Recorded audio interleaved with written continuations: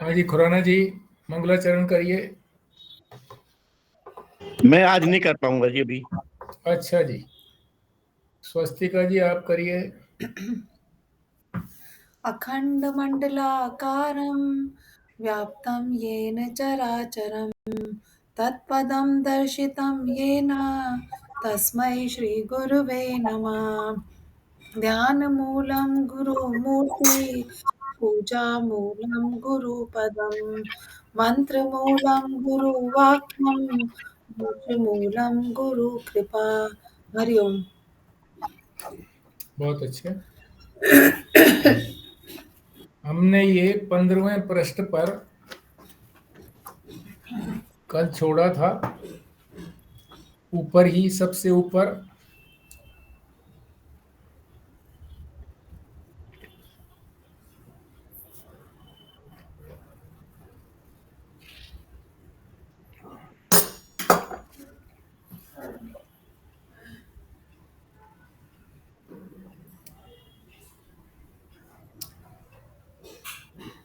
शरीर को पुर कहा है। पुर माने पुरी।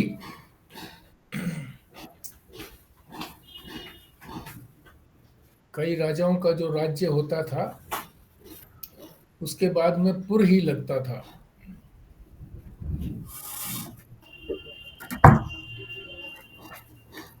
और इसी पुर को शरीर कहा है। शरीर के अंदर ही आत्म तत्व रूप राजा है। स्वयं कुछ नहीं करता वो,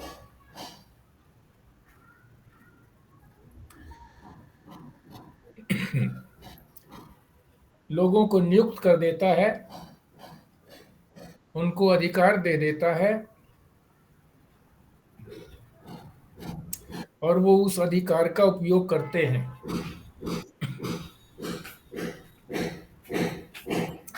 आत्मा स्वयं कुछ नहीं करता। अगर कुछ करता भी है वो, तो बिना किसी उपाधि को धारण किए हुए कुछ नहीं कर सकता, क्योंकि आत्मा सर्वथा असंग है। ये आत्मा की का विलक्षण लक्षण है कि वो असंग है, किसी से भी छूता नहीं है, किसी से भी बंधता नहीं है। उसी को असंग कहते हैं। और जब कुछ करना होता है तो उपाधि को लेकर के कुछ करता है। तो ये इंपॉर्टेंट चीज है, इसको आप ध्यान में रखना कि आत्मा असंग होता है। सभी का आत्मा असंग है। हम ये सोचते हैं कि हम तो कुछ कर रहे हैं। हम जब, यानी आत्मा जब इन शरीर से, शरीर इंद्रियां मन बुद्धि आदि के साथ अपनापन बना लेती है, एकता कर लेती है, तो ये उपाधियां हो गई उसकी। तो इन उपाधियों के माध्यम से वो कुछ करता है। व्यास भगवान ने अपना ब्रह्म सूत्र जो लिखा है उसके अंदर एक सूत्र दिया हुआ है, और उसमें बताया कि आत्मा कैसा होता है। आत्मा का चरित्र बताया कि आत्मा किसको क्या करता है, आत्मा कैसे है। तो उदाहरण दिया है बढ़ई का। बढ़ई को बुला करके हम अपना कोई टेबल या कुर्सी या किसी और चीज को हम उससे ठीक करवाना चाहते हैं, तो उससे कहते हैं कि ये लो लकड़ी, नया बनाना है तो ये लकड़ी, और इसी को अगर सुधार करना है तो भी कुछ लकड़ी इसमें से काम आएगी, और ये बना दो। तो वो कहता है जी आज तो औजार नहीं है, कल बनाऊंगा। तो बनाएगा तो बढ़ई। उससे कहता है कि भाई तू बढ़ई नहीं है क्या? बोला जी बढ़ई तो हूं मैं। तो तू ही नहीं बनाएगा कि बनाऊंगा जी, पर बिना औजार के नहीं बनाऊंगा। तो ये औजार जो है उसकी उपाधि हो गई। इसी प्रकार करेगा आत्मा ही, पर उपाधि धारण करके ही करेगा। आत्मा जो है आंख की उपाधि से देखने वाला बनता है, उपाधि से बनता है, वैसे देखने वाला नहीं है वो, न सुनने वाला है, न चखने वाला है, न सूंघने वाला है, न स्पर्श करने वाला है। पर जब व्यास जी, उपाधि, हाँ जी, एक बात आ रही जी, ऐसे सब ये बात करते हैं कि भाई बड़ी कहता है जी मैं उजार नहीं है, मैं नहीं बना सकता, तो असमर्थता लगती है, जबकि ब्रह्म तो सर्वसमर्थ है।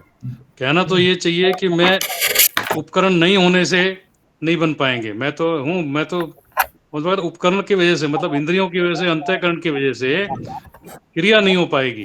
प्रकाशित तो कर रहा है वो।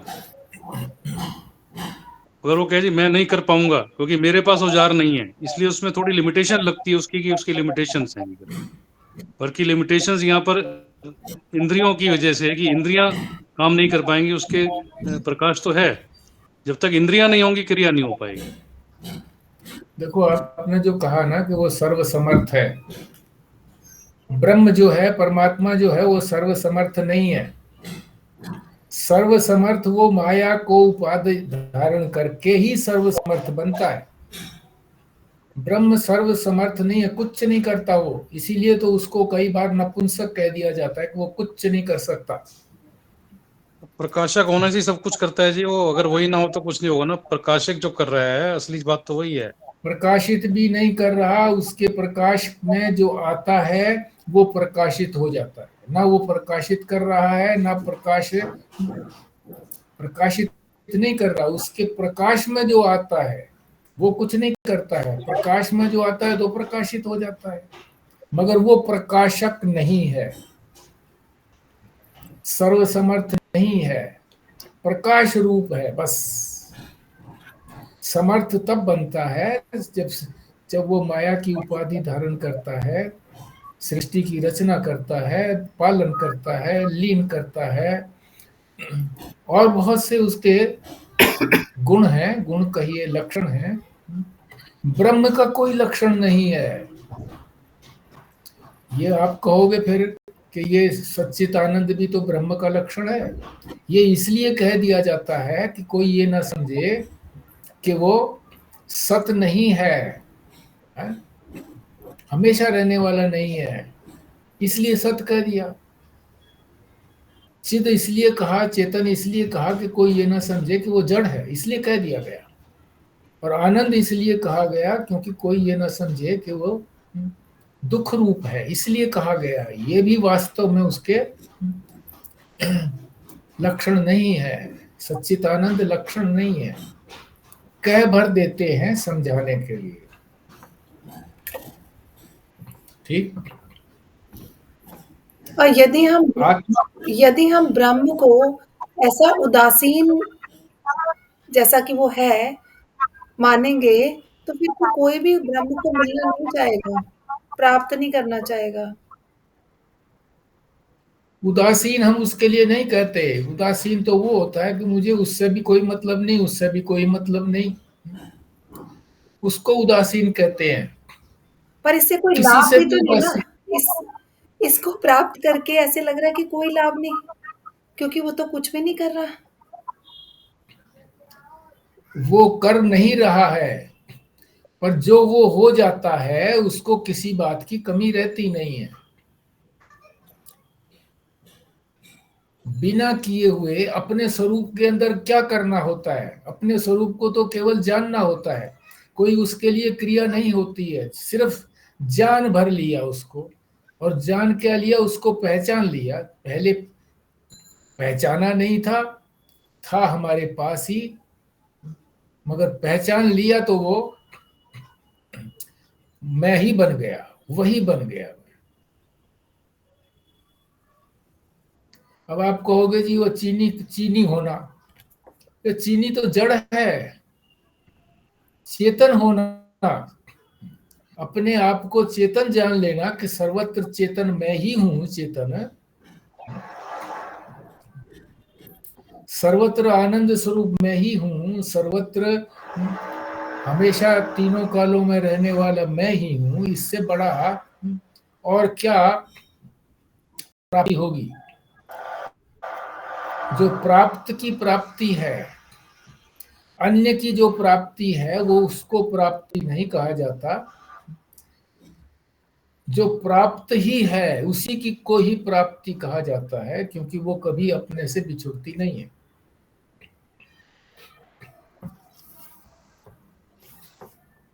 तो यहाँ प्रसंग ये चल रहा है कि करेगा आत्मा ही, ये कह बढ़ रहे हैं कि करेगा आत्मा ही, आत्मा करती नहीं है। पर उपाधि होने से, आत्मा आंख की उपाधि से देखने वाला, मन की उपाधि से मनन करने वाला, बुद्धि की उपाधि से निश्चय करने वाला, अर्थात उपाधि के द्वारा सब कुछ वही करने वाला है। खुद अपने आप में वो असंग है। यहाँ जो बता रहे हैं ना, असंगता को ही बताए जा रहे हैं कि वो कुछ नहीं करता है, किसी से चिपकता नहीं है। देखो जी, ये एक ही वस्तु के तीन नाम हैं। ये जैसे अलग अलग कह रहे हैं ना जी, ब्रह्म अलग हो गया, ईश्वर अलग हो गया। ज्ञानी के लिए वो ब्रह्म है, योगी के लिए परमात्मा है जी, और भक्त के लिए भगवान है।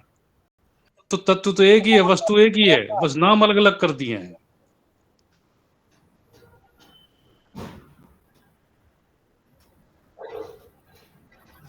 और कई बार कह दिया जाता है इसी तरह से, भगवान कह दिया जाता है उसी को, परमात्मा कह दिया जाता है उसी को, ब्रह्म कह दिया जाता है उसी को, ईश्वर कह दिया जाता है उसी को, क्योंकि उसके अतिरिक्त तो कोई और है ही नहीं। ईश्वर भी नहीं है, ब्रह्म ही ब्रह्म है बस। ईश्वर भी जब माया की वो उपाधि धारण करता है तब उसको ईश्वर कहते हैं। ये भी कल्पना है, जीव की भी कल्पना है। हम जीव अपने आप को जो मानते हैं ये कल्पना है। जीव होकर के ही ईश्वर की कल्पना बनती है कि ईश्वर भी है, क्योंकि वो सर्वसमर्थ है। मैं तो कुछ कर ही नहीं सकता, मैं तो बहुत थोड़ा कुछ कर सकता हूँ, मैं अल्पज्ञ हूँ, अल्प शक्तिवान हूँ, और वो सर्वसमर्थ है, सर्वज्ञ है।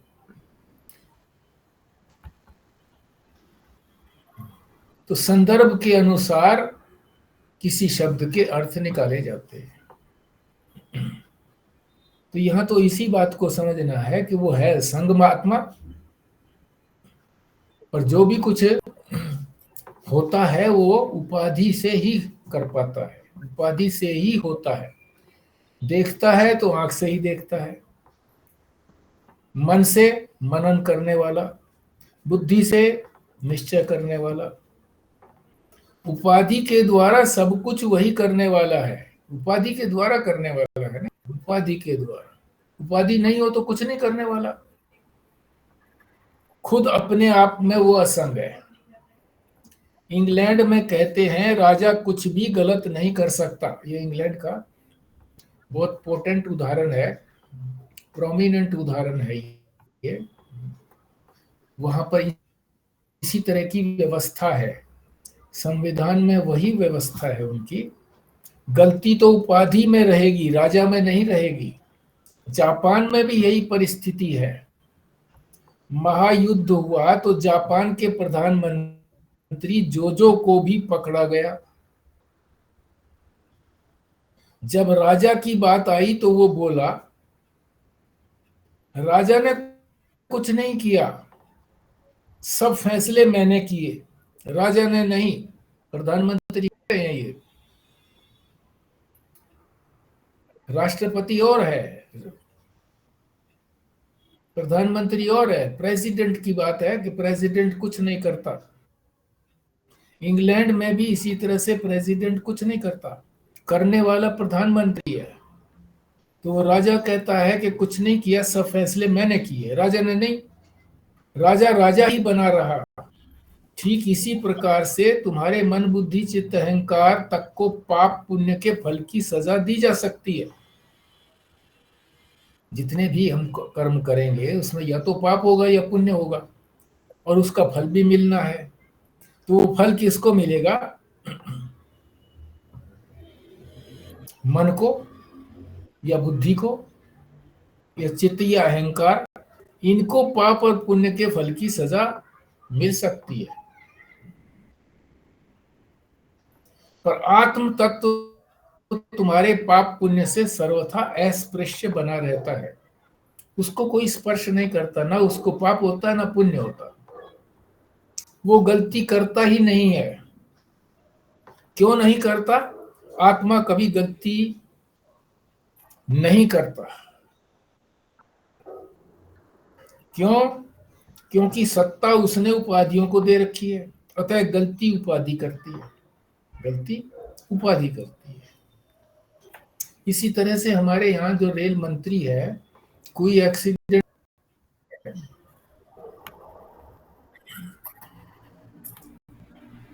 तो उसके लिए दोषी किसको माना जाता है? या तो टेक्निकल कोई आदमी होता है जिसकी कोई भूल होती है, टेक्निकल गलती, या जो उनके ऊपर सुपरवाइजर होता है जिसने ठीक से जांच नहीं की रेलगाड़ी की या पटरियों की, जो भी कुछ है, उसकी गलती निकाली जाती है। जो रेल मंत्री है उसकी गलती नहीं है। कहते तो है यहाँ रेल मंत्री को इस्तीफा दे देना चाहिए, और लाल बहादुर शास्त्री ने इसी तरह से, रेल का एक्सीडेंट हुआ था तो उसके मंत्री थे, उन्होंने इस्तीफा दे दिया था। उसको मानते तो आदर्श हैं, परंतु वो कोई रेल चलाता है, उसने कोई गलती करी है, उसने सारी अपनी शक्तियां दे रखी है, बांट रखी है, नीचे इंजीनियर्स को दे रखी है, अपने जो छोटा मंत्री है उसको भी दे रखी है, ऑफिसर्स ने अपने और छोटे उनको दे रखी हैं। तो अपनी जो भी सत्ता है वो उपाधियों को देख रखी है, दे रखी है, इसलिए गलती उपाधि करती है। आत्मा को तो मतलब नहीं है कोई गलती करने का। आत्मा जब कुछ क्रिया करती ही नहीं है तो गलती कहां से करेगी? गलती तो जो करने वाला है, जो क्रिया है, उसी में तो गलती होगी। तो क्रिया ही कुछ नहीं करता, क्रिया से असंग है आत्मा, तो गलती उसकी कहां हो सकती है?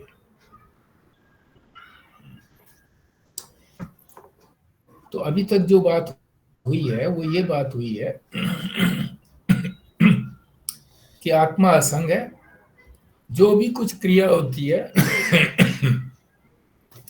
चाहे वो ज्ञानेंद्रियों से कोई ज्ञान होता हो,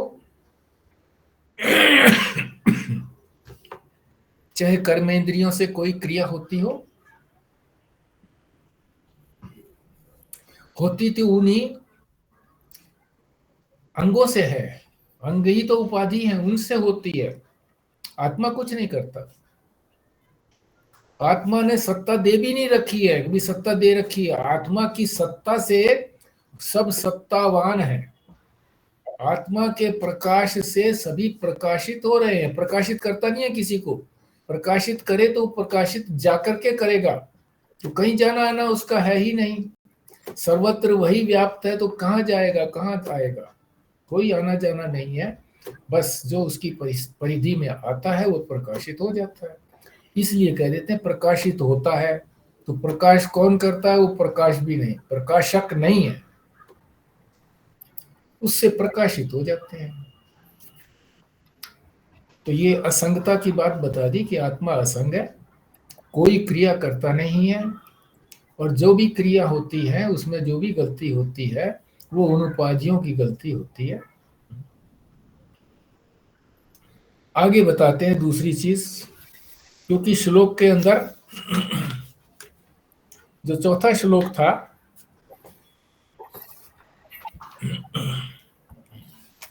उसके अंदर पू प्राणी ने सर्व एव गुहाशय, यहां तक हो गया था कि गुहा, बुद्धि गुहा कहो या हृदय गुफा कहो,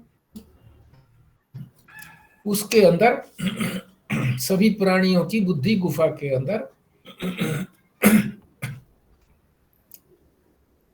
जो गुहा शरीर के अंदर है उसमें आत्मा रहता है, विराजमान है। आगे है ए हन्य हन्य मानस। श्लोक में देखो, चौथा श्लोक जो है ये पृष्ठ संख्या 12 के ऊपर, गुहाशय के बाद अहन अह ए हन्य माने, ए और है मिलाएंगे नहीं साथ में, ए को अलग रखेंगे, ए जो डंडा लगा हुआ है या के आगे ये ए हो गया। हन्य मानस्य, हन्य मानस्य, हन्य मान कहते हैं हानि पहुंचाने को, हनन करने को, नष्ट करने को हन्य माना। और ए कह दिया उसके साथ, तो इसका मतलब वो उसका कभी हनन नहीं होता, नष्ट नहीं होता, वो हन्यमान नहीं है। कौन? आत्मा सदा अहन्यमान है। ये पृष्ठ संख्या 16 पर पहुंच गए हैं। इसका किसी भी विकार से सर्वथा स्पर्श होता नहीं है। हनन कहो उसका, नष्ट कहो, नष्ट जो है कब होता है? जब धीरे धीरे विकार जब बढ़ जाता है, विकृत हो जाता है, अपनी स्थिति को बदल देता है, तो उसी को तो विकार कहते हैं।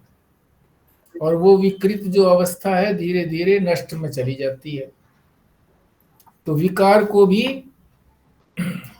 स्पर्श नहीं होता है, किसी भी विकार से उसका सर्वथा बिल्कुल भी स्पर्श नहीं होता है। ये अहन्यमानस्य इसका अर्थ हो गया। हन्यमान, हन्यमान नहीं है, ए लग गया तो इसलिए हन्यमान नहीं है, हन्यमान नहीं है, अहन्यमान माने हनन नहीं होता है, नुकसान नहीं होता है, नष्ट नहीं होता है, विकार नहीं आता है उसमें। तो ये श्लोक में ये शब्द का अर्थ हो गया, केवल ये 2 पंक्तियों के अंदर ही दे रखा है। फिर उसके बाद विकल्मश्यस्य, विकल्मश्यस्य, विकल माने दाग, कल्म, कल्म कहते हैं ना, कल्मश्य कालिमा, कालिमा को कल्मश्य कहते हैं, दाग। कालिमा लग गई जी उसके, कालख लग गई जी उसके, दाग लग गया जी उसको। और विकल्मश्य दाग नहीं लगता। ज्ञान की दृष्टि से भी ज्ञान दाग नहीं दिखता, और क्रिया से भी हनन नहीं कर सकते,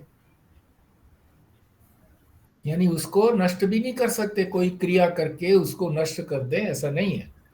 और ज्ञान से भी ऐसा ज्ञान उसका नहीं कर सकते हम कि ये लगे कि इसमें विकार आ गया, कोई विकृति आ गई, ऐसी जानकारी भी नहीं मिलती कभी भी। आत्मा के बारे में ऐसी जानकारी कभी नहीं मिलती कि उसके अंदर कोई विकार आ गया।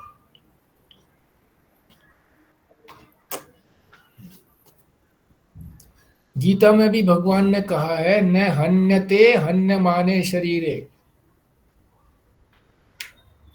शरीर के ऊपर क्रियाएं करने पर भी आत्मा पर उसका कोई असर नहीं होता। न हन्यते यानी उसको मारते भी हैं तलवार से, किसी यंत्र से उसको मारते भी हैं शरीर पर, तो उसका कोई नुकसान नहीं होता। यद्यपि कहा है कि वो मिलेगा शरीर के अंदर ही, मगर उसका नुकसान नहीं होता कभी भी।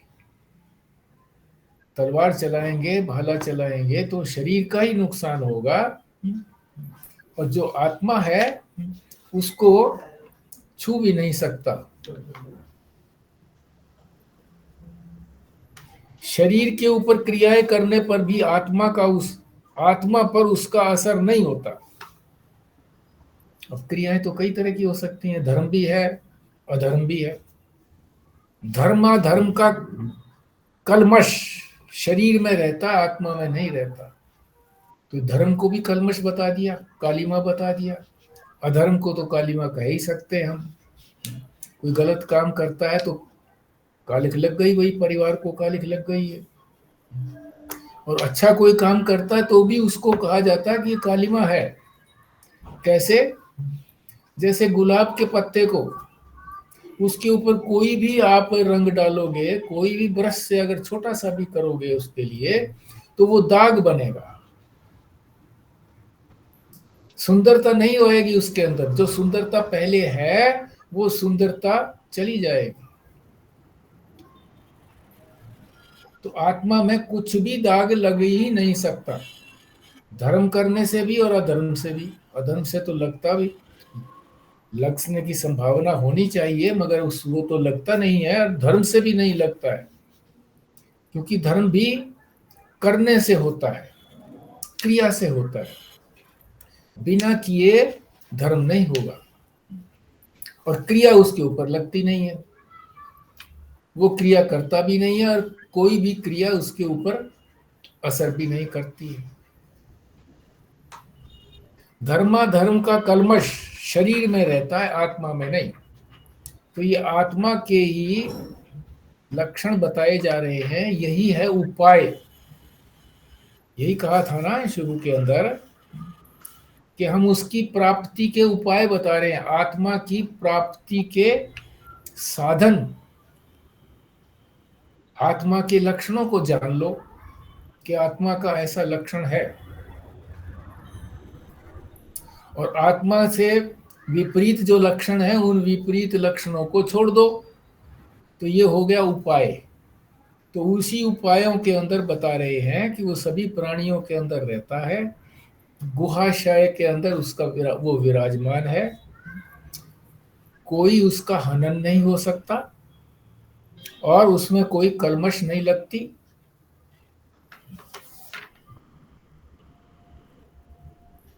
अब शंका करने वाला करता है कि पाप करने वाले की मुक्ति कैसे होगी? फिर पाप करने वाले को तो कह देते हैं ना कि ये पाप करता है, इसकी तो मुक्ति हो नहीं सकती। धर्म करने वाला है, पुण्य करने वाला है, तो देर सवेर से ये मुक्त हो ही जाएगा। पाप करने वाले की मुक्ति कैसे होगी? कलमश आत्मा में लगा नहीं है, परंतु शरीर आदि में कलमश लगा है, उससे मुक्त होगा नहीं। तो उससे कैसे मुक्त होगा? जब कलमश लगा है किसी के ऊपर, तो उससे कैसे मुक्त होगा आदमी? तो उसके लिए समाधान दिया है। यानी पाप करने वाला कौन हो गया? उपाधि हो गई, उसमें कलमश लगा है, तो वो तो बना रहेगा, तो अब मुक्ति कैसे होगी? वो बना रहेगा, मैं उसके साथ जुड़ा रहूंगा, तो मुक्ति हो ही नहीं सकती। तो फिर इसका समाधान देते हैं, यानी उत्तर देते हैं कि ये तो ठीक है, ये बात तो ठीक है कि भोगे बिना कर्म समाप्त नहीं होते, भोगने तो पड़ेंगे, पर जिसने कर्म किए वही तो भोगेगा। आत्मा ने कर्म करे ही नहीं, ये जबरदस्ती अपने सर पर उठा लेता है कि मैंने कर्म करे। अज्ञान से अपने आप को इन यंत्रों के साथ, शरीर से लेकर के अहंकार पर्यंत, इनके साथ जोड़ लेता है। हाँ। तो ये लगता है कि इसी ने किए हैं, ये कैसे मुक्त होगा? इनसे अलग हो गया तो मुक्त हो गया। अपने आप को इन यंत्रों से, शरीर से लेकर के अहंकार पर्यंत से अपने आप को जो जोड़ लेते हैं हम, इससे अलग हो जाएंगे तो मुक्त ही मुक्त है। इनसे कभी चिपकता है नहीं, पर अज्ञान से, अविद्या से हम अपने आप को इनसे चिपकता हुआ मानते हैं। आत्मा ने कर्म करे ही नहीं है, जबरदस्ती अपने सर पर उठा लेता है कि मैंने कर्म किए। ये वही अभयारण्य जैसी बात कि इकरारी मुलजिम, कि जो मुलजिम है, जो अपराधी है, वो कह दे जी मैंने मारा, तो मजिस्ट्रेट भी उसको नहीं बचा सकता, क्योंकि उसने स्वीकार कर लिया कि मैंने मारा है तो दंड खाए, मिलेगा। आत्मा अकल्मष है, उसमें कोई कालिमा नहीं है, कोई विकार नहीं है। पहले कहा था, पिछले श्लोक की बात है, दूसरे श्लोक की बात है, तीसरे की भी नहीं है। अनैश्चारिकान, चारिकान का मतलब चलना, उधर चलना, अनैश्चारिकान चलना, वहां से बाहर न जाए। जब तक तुम इस मन के साथ उपाधि से एक होकर के कहते हो कि मैंने किया, भोगा, तब तक बंधन होगा। मन बहिर्मुख होगा तो निश्चय निश्चरण हो गए। मन बहिर्मुख होगा तो निश्चरण हो गए। निश्चरण, निश्चरण का मतलब उधर चलना, निश्चरण उधर चलना, किधर चलना? संसार की ओर चलना। संसार की ओर चलना छोड़ देंगे तो क्या हो जाएगा? अनिश्चयकरण, अनिश्चय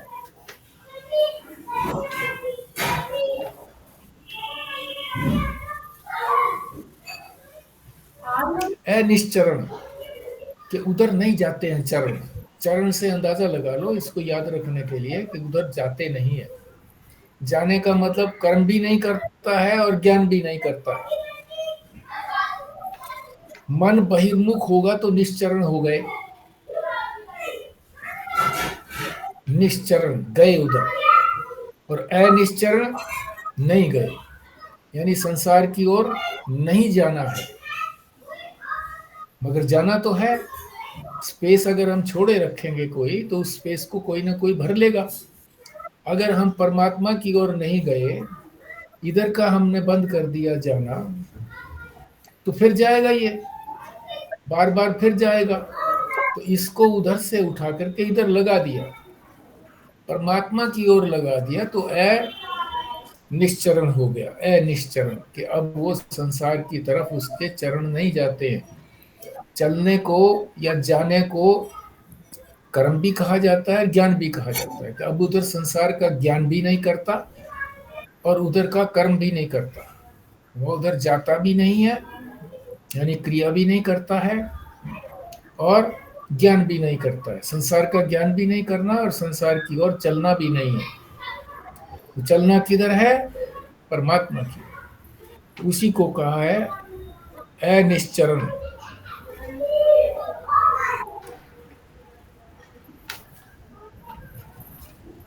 अनिश्चरण हो गया। ये पिछले उसकी बात बताई है दूसरे श्लोक के अंदर। फिर आगे कह रहे हैं अचलम, अचलम, अचलम। मेरा तो स्वभाव ही अचल है, चलना नहीं है। आत्मा का स्वभाव, परमात्मा का स्वभाव, ब्रह्म का स्वभाव कहीं चलना नहीं है, जाना आना नहीं है। क्योंकि सर्वत्र आत्मा व्यापक है, चल के कहाँ जाएगी? कोई स्थान ही नहीं है, ठसाठस भरा हुआ है परमात्मा या आत्मा, तो जाएगी कहाँ? मेरा तो स्वभाव ही अचल है, स्वभाव है। ये नहीं है कि कुछ चलता नहीं है, स्वभाव है। स्वभाव का मतलब स्वतः ही, बिना किसी प्रयत्न के, यानी उसको कोई प्रयत्न करना ही नहीं पड़ता। अपने आप ही स्वभाव होने से वो चलता ही नहीं है, स्वभाव है उसका ऐसा।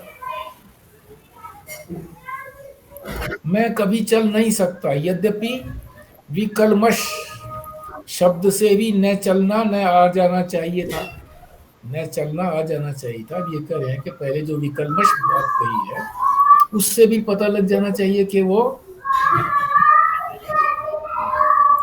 चलना नहीं है। कोई कालस नहीं लगती है, तो कहीं जाएगा तभी तो कालस लगेगी ना। फिर भी भाष्यकार शंकराचार्य स्पष्ट करते हैं कि चलना मायने उठकर चले, उठकर चले।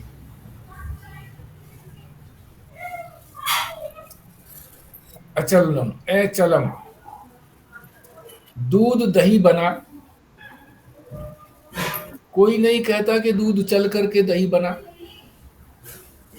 शरीर में रोग हुआ, बुढ़ापा आया, दुख आया, तो ये शरीर का परिणाम है,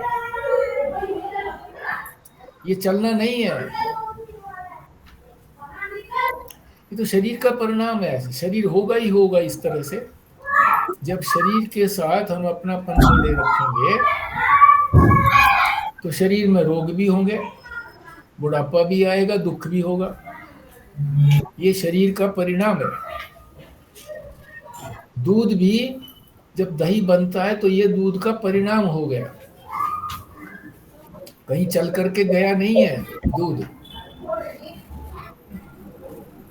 वहीं रहते रहते ही दही बन गया। तो इनका भी निषेध करना है। किस चीज का निषेध करना है? कि शरीर में कोई रोग आया तो ये ना कहें कि मेरे को रोग हुआ, शरीर में रोग हुआ। मन में कोई रोग हो गया तो मन में रोग हो गया, यानी कोई विक्षेप आ गया, ज्यादा पागलपन ऐसा हो गया और सोचने की अभी शक्ति है उसमें, तो वो ये समझे कि ये मन में हुआ है, मेरे को में नहीं है, आत्मा में नहीं है। बुढ़ापा आया तो शरीर में बुढ़ापा आया, मेरे में नहीं आया। दुख आया तो आत्मा में दुख नहीं होता, क्योंकि वो तो आनंद स्वरूप है। इसीलिए तो आनंद शब्द लगाया कि कोई ये ना समझे कि वो दुख रूप है। इनका भी निषेध करना है। मतलब आचार्य शंकर ये कह रहे हैं कि इन चीजों का भी निषेध करना है, जाने का भी निषेध करना है कि वह संसार के पदार्थों में न जाए, संसार के पदार्थों का ज्ञान न करे, परमात्मा की तरफ जाए, परमात्मा का ज्ञान करे, ये भी करे। और अपने शरीर के अंदर भी, ये तो हो गया ना बाहर पंचभूतों के अंदर जाने की बात हो गई, बाहर संसार में। अब अपने अंदर आने की बात है कि अपने अंदर भी, हमारे अपने शरीर के अंदर जो भी परिवर्तन आता है, अब जैसे बचपन में 1 फुट का, फिर बड़ा हो गया 3 फुट का, और फिर 5.5-6 फुट का हो गया, तो ये परिवर्तन किसमें हुआ? शरीर में हुआ ना, मेरे में परिवर्तन नहीं हुआ। और मैं कहता भी हूँ कि मैं भी वही हूँ, अरे मैं यही हूँ क्या जो फोटो में दिखाया गया है, ये मैं वही हूँ क्या? वही मानता हूँ अपने आप को कि ये रम है, देखो ये रम है, देखो ये मैं 5.5 फुट का हो गया हूँ। तो पहले तो बाहर की बात बताई थी, पंचभूतों की, कि संसार की। अब अपने अंदर की बात बताई कि हमारे में भी जो भी परिवर्तन आता है, शरीर में जिस तरह के परिवर्तन आए, बालकपन, जवानी, वृद्धावस्था, फिर मृत्यु, तो सारे ये शरीर में हुए, मेरे में नहीं हुए। शरीर में तो दोनों में लगा सकते हैं, दुख होगा तो मन में होगा।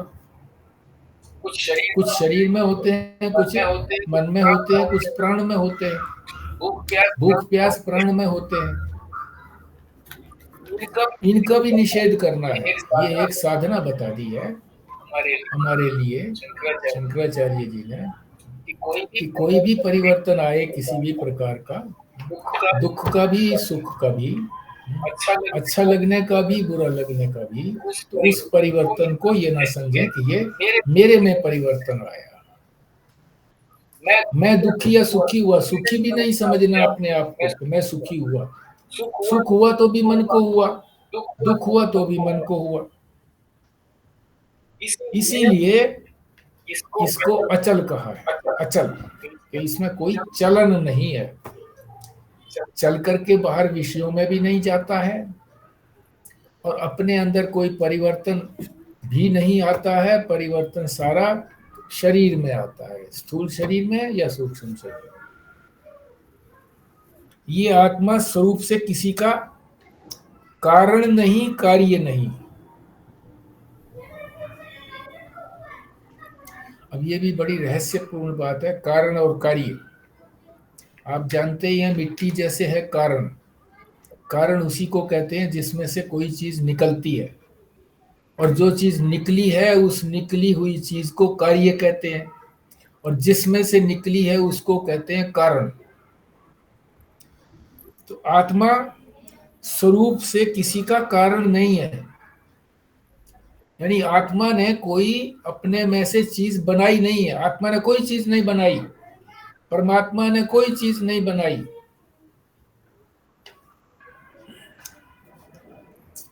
और वो कार्य भी नहीं है, किसी का कार्य भी नहीं है। चलो ठीक है, बनाई तो नहीं होगी उसने कोई, पर किसी में से तो निकला होगा वो, उसका कोई और कारण तो होगा। ठीक है, पुत्र ने आगे पुत्र पैदा नहीं किया, चलो ये बात तो मान ली, पर पुत्र तो पैदा हुआ होगा ना अपने पिता से। तो कहा नहीं, कोई पिता भी नहीं है। पिता माने कारण नहीं है, पिता होने से ही तो पुत्र हुआ है, पिता नहीं होता तो पुत्र कैसे होता।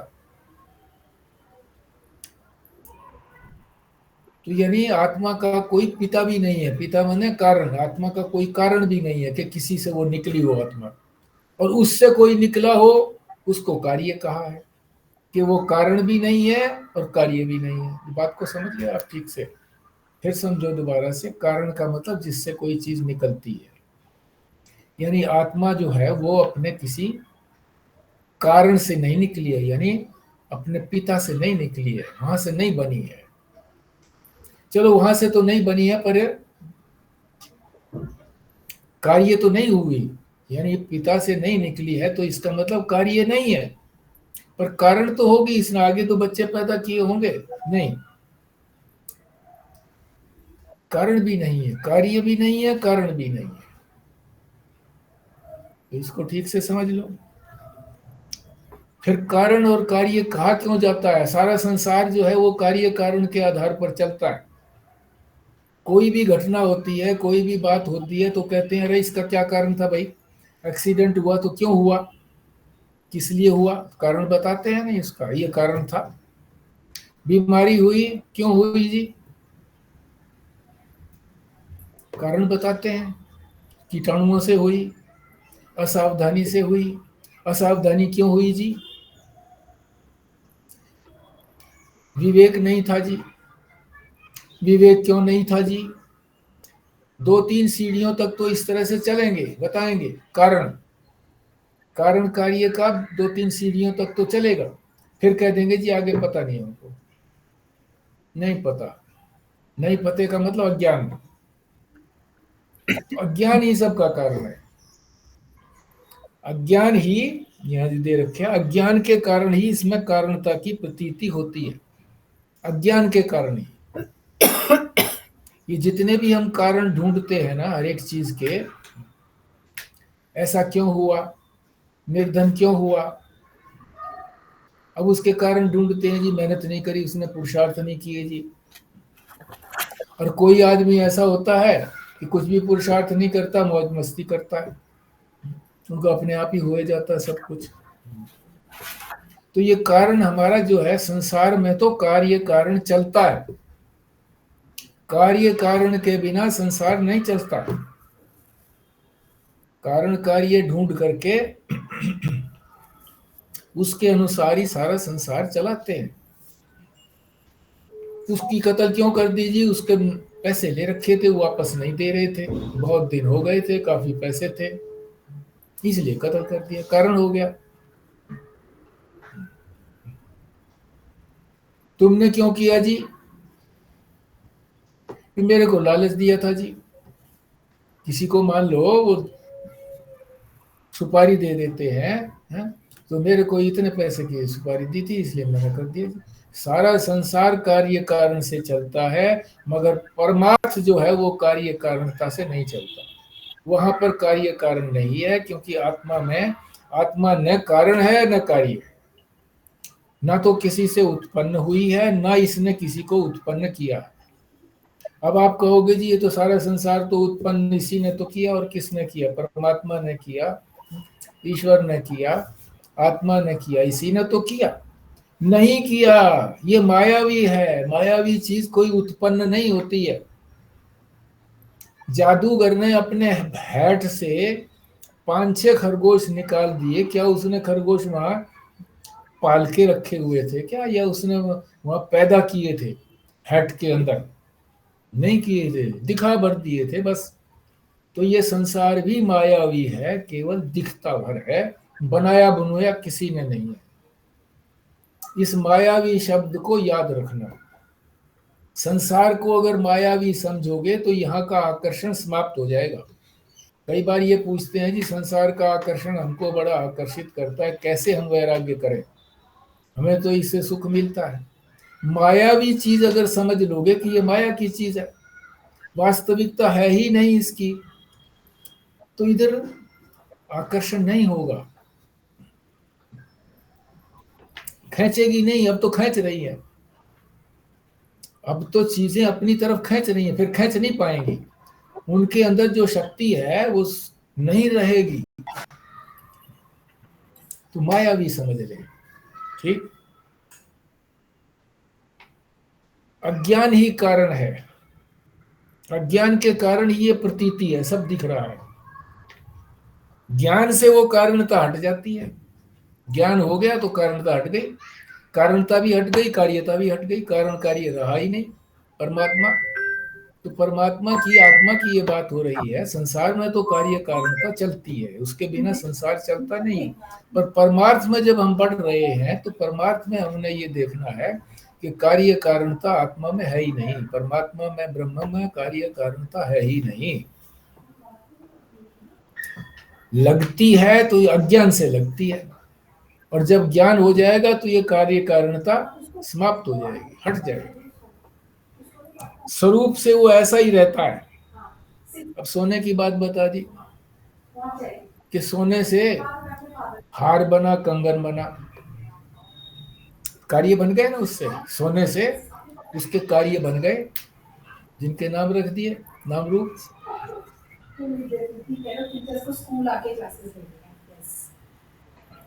रहा तो सोना ही, सोने में कोई परिवर्तन थोड़ी आया, सोना का सोना ही रहा। इसी प्रकार परमात्मा अनंत रूपों में दिख रहा है, ये सारे रूप परमात्मा में दिख रहे हैं, है परमात्मा, दिख रहे हैं सारे रूप। मूल रूप से वो वैसे के वैसे हैं, गहने भी जैसे वैसे के वैसे हैं, गहने मतलब उसमें सोना वैसे के वैसे है। इसी तरह से परमात्मा ही परमात्मा है, केवल वो उनमें नाम और रूप दिख रहे हैं। जैसे मिट्टी ही मिट्टी है, उसके अंदर घड़ा सुराही आदि दिख रहे हैं, है मिट्टी ही। इसी तरह से परमात्मा ही है सर्वत्र, सारे संसार के अंदर व्याप्त, पर दिख रही ये चीजें, वो दिख नहीं रहा ज्ञान के कारण। जब ज्ञान हो जाएगा तो उसका स्वरूप दिख जाएगा, तो ये सब अंतर्ध्यान हो जाएंगे। घड़ा है, कपड़ा है, फोन है, सब चीजें क्या हैं? हैं, है से कोई भिन्न नहीं है। है का मतलब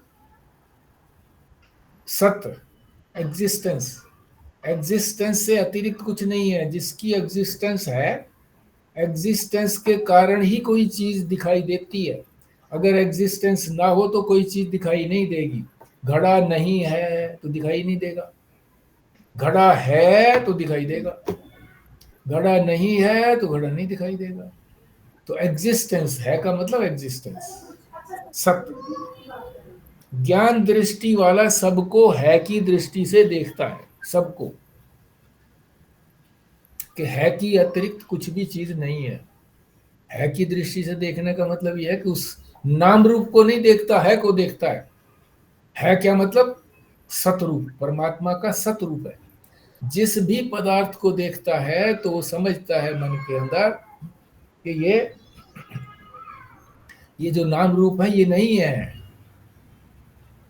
रूप, परमात्मा है रूप है, सदरूप परमात्मा ही है। ये इन रूपों में मुझको दिख रहा है। चोर को देखें तो भी यही सोचे कि है रूप से है, परमात्मा ही इस रूप से है, दिख रहा है मेरे को। कोड़ी है, कोड़ी देखना बड़ा वो दिक्कत पड़ती है, कोड़ी को देखना कि परमात्मा है इसके अंदर, ये परमात्मा ही है, पर देखना उसी को ही है कि दिखे कोड़ी, देखो उसको, है रूप परमात्मा, है के कारण ही वो कोड़ी है। कोड़ी है, अगर ये कहोगे कि कोड़ी नहीं है तो कोड़ी है ही नहीं। कोड़ी है की वजह से, एग्जिस्टेंस की वजह से कोड़ी दिख रहा है। इस बात को ठीक से समझ ले। वो आत्म तत्व तो वैसा ही है, आत्म तत्व तो वैसा ही है, वैसा ही हेतु फल संबंध से रहित है। हेतु माने कारण, कारण और उसका फल उनसे रहित है। पासा, पासा कहते सोने का ही पासा, वो हेतु है, कारण है। किसका कारण है? कड़े का, हार का। और किससे है? अज्ञान से है, हमने जाना नहीं है उसको। जौहरी जो है वो तो कारण को देखता है, कार्य को नहीं देखता। पर ज्ञान से कुछ नहीं है, अज्ञान से तो सब कुछ दिख रहा है। ये जहां उसका ज्ञान हुआ, परमात्मा का, आत्मा का ज्ञान हुआ, तो कुछ नहीं है सिवाय आत्मा के, परमात्मा के, और कुछ है ही नहीं। हेतु फल से, हेतु फल संबंध से रहित जो है वही गुहा में बैठा है, आत्मा ही। आत्मा जो है वो हेतु फल से, यानी इसका कोई कारण नहीं है और उस कारण का कोई कार्य नहीं है, और वो आत्मा जो है वही उसमें गुफा के अंदर बैठा हुआ है, हृदय गुफा के अंदर। हम उपाधि से एक हुए हैं, अतः हम समझते हैं कि वो अलग है। हम तो उपाधि से मिल गए, इसलिए हम समझते हैं कि वो कौन? आत्मा, कि आत्मा जो है वो अलग है। उदाहरण दे करके बता रही है, बाप बेटे का झगड़ा हुआ तो दोनों अलग हो गए। बेटा बोलता है कि हम अलग हो गए, लेकिन अलग हो ही नहीं सकते। जब तक शरीर का संबंध है तब तक वो बाप रहेगा, तुम बेटे रहोगे। संबंध तो बना रहेगा ना। अपने आप में अलग समझते रहो पर संबंध तो वही रहेगा, बाप बाप रहेगा, बेटा बेटा रहेगा। चाहे वो बाप बेटे का कर्तव्य पूरा ना करता हो, फिर भी रहेगा बाप ही। बेटा बोलता है हम अलग हो गए, लेकिन अलग हो ही नहीं सकते। जब तक शरीर का संबंध है तब तक तो वो बाप रहेगा, तुम बेटे हो। जब तक तुम्हारा शरीर है तो तुम बेटे हो, उनका शरीर है तो वो बाप है। ठीक इसी प्रकार उपाधि वाले तुम बन गए तो बड़ा घमंड हो गया कि मैं जीव हूं। अपने आप को जीव मानना भी एक प्रकार से घमंड है। जीव मानने का मतलब क्या है कि हम सारी इंद्रियों से और शरीर से जुड़ गए, तो जुड़ गए तो हमारा व्यक्तित्व बन गया। अहंकार से कहते हो कि मेरा व्यक्तित्व है, अरे मैं तो ये हूँ, मैं तो ये हूँ, मैं तो ये अफसर हूँ, मैं ये वो हूँ, मैं ज्ञानी हूँ, मैं फलाना हूँ। जैसे बाप बेटे का संबंध कभी दूर नहीं होता, वैसे ही परमात्मा से तुम उत्पन्न हुए हो, उससे अलग नहीं हो सकते। अब फिर वही उत्पत्ति की बात आ गई कि यहाँ फिर कह दिया कि उत्पत्ति हो गई है, संदर्भ दूसरा है। अगर ये कहो कि उत्पत्ति कह रहे हैं यहाँ पर, तो उत्पन्न किया ही नहीं कुछ भी, तो दिख भर रहा है बस। तो ये भी उससे अलग नहीं है, जो दिख रहा है ये उससे अलग नहीं है। घड़ा सुराही मिट्टी से अलग नहीं है, आभूषण सोने से अलग नहीं है, जो दिख रहे हैं वो भी अलग तो नहीं है ना।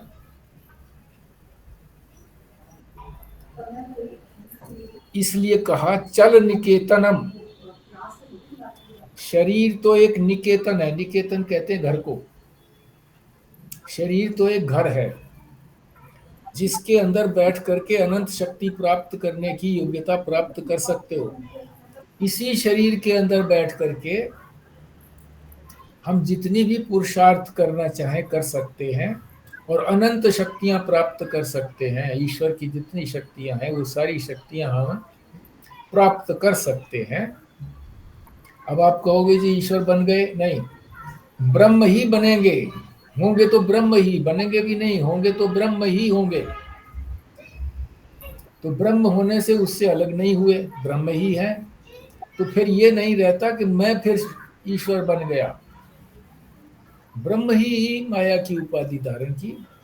अब ये नहीं है कि कौन सा फैक्टर उसके अंदर समा गया, तो वो फैक्टर अलग थोड़ी रहता है। जल में जल मिल गया तो पता थोड़ी लगता है कौन सा जल मिला यार, नहीं पता लगता। नलके के पानी में गंगा जल मिला दिया तो गंगा जल अलग थोड़ी रहा। अब वो पानी हो गया, गंगा जल हो गया सारा या पानी हो गया सारा। शरीर तो एक निकेतन है जिसके अंदर बैठकर अनंत शक्ति प्राप्त करने की योग्यता प्राप्त कर सकते हो। ये पुरुषार्थ की बात कही है कि शरीर को इतना तो मानो कि भाई हाँ इसके अंदर है, ये स्वस्थ बना रहे और हम इसके अंदर बैठ करके अपना जो परम पुरुषार्थ है उसकी प्राप्ति कर लें। चलन निकेतन में ही आत्मा सदा एक रूप है। इसी चलन निकेतन में, इसी जो चलने वाला जो निकेतन है, घर है, चलने वाला जो घर है, इसी में आत्मा सदा एक रूप रहता है। ये चलती है, आत्मा नहीं चलता। ये भी साधना है कि हम चलें तो ये समझे मैं नहीं चल रहा, आत्मा नहीं चल रही। कौन चल रहा? पैर चल रहे हैं या शरीर चल रहा है। जो भी क्रिया हो उसको ये समझें कि आत्मा नहीं कर रही है, ये क्रिया जो है उससे संबंधित जो भी अंग है वो अंग कर रहा है। आंख देख रही है, मैं तो नहीं देख रहा। कान सुन रहे हैं, मैं तो नहीं सुन रहा। ये साधना है। लगती है कि साधना तो बड़ी सरल सी है, क्या इससे क्या प्रभाव पड़ेगा? बहुत बड़ा प्रभाव पड़ता है। धीरे धीरे इसको सोचते रहेंगे, बार बार अभ्यास करते रहेंगे तो ये दृढ़ हो जाएगी बात। जो अभी कल्पना लगती है वो बात पक्की हो जाएगी, हमारे मन में दृढ़ हो जाएगी। बुद्धि इसमें निश्चित प्राप्त कर लेगी इसको। तो हमारा समय हो गया जी। आप 2-1 मिनट कुछ और लगाना चाहें तो लगाएं। 17 पृष्ठ के ऊपर हमारा ये चर्चा जो है ये संपूर्ण हो गई है। आज 6 तारीख है, 6/11/25। हाँ जी व्यास हाँ जी, जी। ये सब जगत माया है, उसी का स्वरूप दिखाई देता है। ये बिना त्याग वैराग के सर्वकर्म संन्यास के तो दिखाई देता ही रहेगा जी, जब तक वो नहीं होगा। बिल्कुल। वो तो उन्हीं के लिए संभव है जी, जो इसको नहीं अपना सका है और व्यवहार करेगा। तो व्यवहार करने के लिए तो फिर उसको इसमें उतरना ही पड़ेगा जी। और अगर सब माया ही समझ लेगा तो व्यवहार किससे करेगा? ठीक है, बात तो ठीक है, मगर व्यवहार भी जो है वो कुछ समय के लिए होता है। व्यवहार भी कोई परमानेंट चीज नहीं है कि सारी उम्र व्यवहार ही करना है। व्यवहार का भी तो अंत होता है। व्यवहार तो समय के लिए है। किसी शादी में हम गए तो व्यवहार हुआ कि नहीं, बात खत्म हो गई। अब वो व्यवहार थोड़ी चलता रहेगा, वो समय के लिए होता है। इसीलिए इसी तरह से जो व्यवहार का है, जब तक व्यवहार बना हुआ है, जब व्यवहार समाप्त हो जाता है, व्यवहार तो समाप्त हो गई समय पा करके। व्यवहार तो ऐसा नहीं है कि व्यवहार बना ही रहेगा, व्यवहार तो समाप्त होगा। तो व्यवहार की तो जब तक संसर्ग है ना जी, संसर्ग जब तक है तब तक नहीं होगा ना। फिर घर में बेटा है, पुत्र है, पुत्री है, सब पत्नी है, सब ये व्यवहार में तो फंसा रहता है, व्यवहार में लगा रहेगा जब तक। और संसर्ग होगा या तो ये छोड़ के, जो इसीलिए सर्वकर्म संन्यास का है, वहां जाए तो कम से कम कुछ तो बच जाएगा। इनसे संसर्ग नहीं होगा तो व्यवहार नहीं होगा। नहीं, संसर्ग से ऐसा नहीं है कि संसर्ग से व्यवहार होता है। व्यवहार मन में रहता है तो संसर्ग होता है, और नहीं तो व्यवहार जब है ही नहीं, मन के अंदर व्यवहार नहीं है तो संसर्ग क्या करेगा? रहते हुए भी संसर्ग नहीं होता। आत्मा का यही तो बताया है कि आत्मा रहते हुए भी किसी से चिपकती नहीं है। सारा काम इसी से हो रहा है, पर वो असंग है। तो इसी असंगता को ही तो धारण करना है कि संपर्क रहते हुए भी जो अति आवश्यक बात है, अपने शरीर के संचालन की बात है, वो तो अति आवश्यक है। बाकी तो फिर व्यवहार सारा समाप्त हो गया। तो समाप्त हो गया तो फिर उससे तात्पर्य कुछ नहीं रहा, फिर सर्व कर्म संन्यास ही हो गया। मैंने स्वामी स्वयं प्रकाश जी को कहा, मैंने कहा जी अब आपको ये जो मिल गया है, क्या कहा था इसको संजीव शर्मा जी, उनको पट्टाभिषेक हुआ था जी, पट्टाभिषेक हुआ था, महामंडलेश्वर हो गया। पट्टाभिषेक हो गया है, तो अब जो है ना वो आप संन्यास देने में क्षम हो गए हैं, क्षमता आ गई है। तो मैंने कहा संन्यास दे दो। तो बोले जी संन्यास तो हो है ही तुम्हारा, जब तुम कुछ कर्म कर सकते ही नहीं तो सर्वकर्म संन्यास हो गया कि नहीं हो गया? तो सर्वकर्म संन्यासी ही हो तुम। अब संपर्क में रहते हुए भी सर्वकर्म संन्यासी बता दिया ना उन्होंने। संपर्क तो है, वहीं रहता हूँ, बच्चे भी वहीं रहते हैं, व्यवहार भी होता है, मगर व्यवहार की तरफ अगर हम जब भी पाते हैं तो व्यवहार बना रहता है। हम किसी भी काम में दखल ना देवें, जो करते हैं करते रहें। हमारे पास आकर के कोई एडवाइस पूछते हैं तो अभी मन करता है कुछ एडवाइस देने को, तो एडवाइस दे दी, मानो ना मानो। और फिर ये भी मन ना करे कि मैं क्या एडवाइस दूंगा, तुम बड़े बड़े समझदार हो, अपने आप करो कराओ, बात खत्म होगी, फिर पूछने भी नहीं आएगा कोई। तो रहते हुए भी संपर्क नहीं रहता। मछली पानी में रहती है तो पानी कोई चिपका थोड़ी रहता है उसके साथ, मछली के साथ।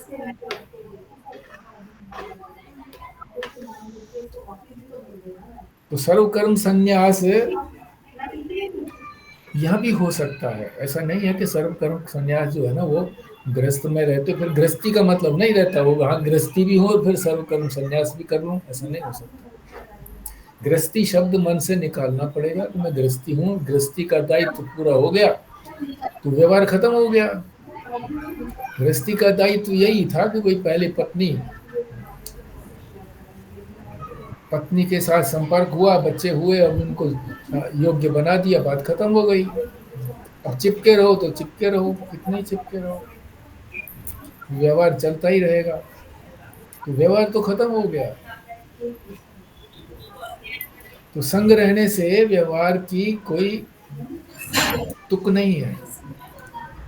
व्यवहार नहीं होगा तो संग रहे रहो, बस। व्यवहार नहीं है संग में क्या, संग से तो कोई ना कोई सुविधा ही मिलेगी हमको। अगर मिलती है तो ठीक है, नहीं मिलती है तो मौज है, वो भी मौज है, हमारी भी मौज है।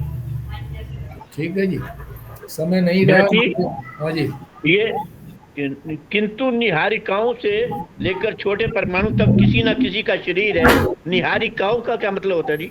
हाँ, निहारिकाएं जब कभी आपने देखा होगा या भी देखना, रात्रि के अंदर